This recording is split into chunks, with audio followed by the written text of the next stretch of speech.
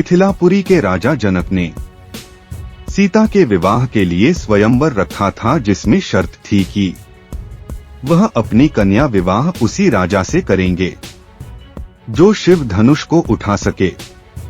इस स्वयंवर में कई बड़े बड़े राजा और अयोध्या के राजा दशरथ के पुत्र श्री राम के अलावा लंकापति रावण भी शामिल था।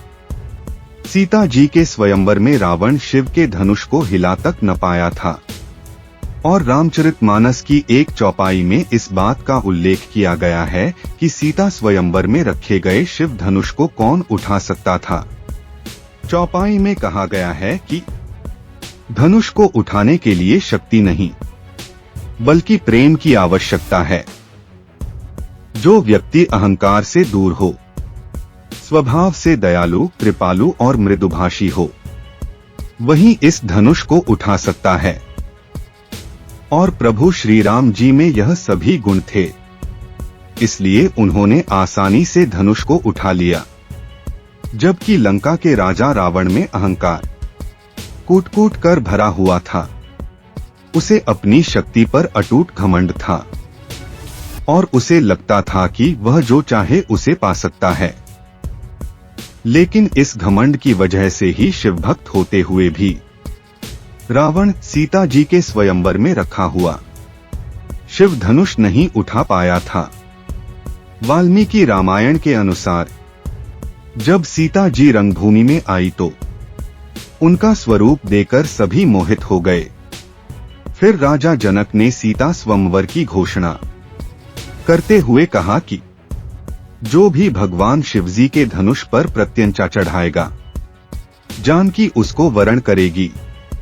और स्वयंवर में आए सभी राजा धनुष को पकड़ते हैं, लेकिन कोई भी धनुष को हिला भी नहीं पाता और सब उपहास का पात्र बनकर वापस चले जाते हैं।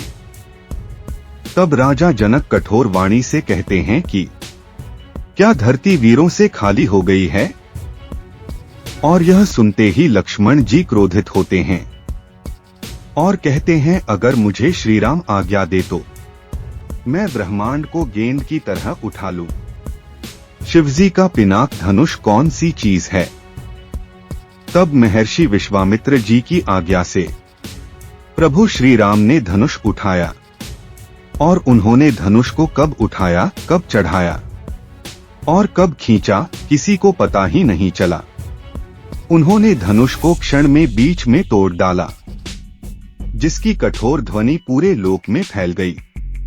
और कुलगुरु सतानंद जी ने आज्ञा दी और सीता जी ने प्रभु श्री राम जी को जय माला पहना दी।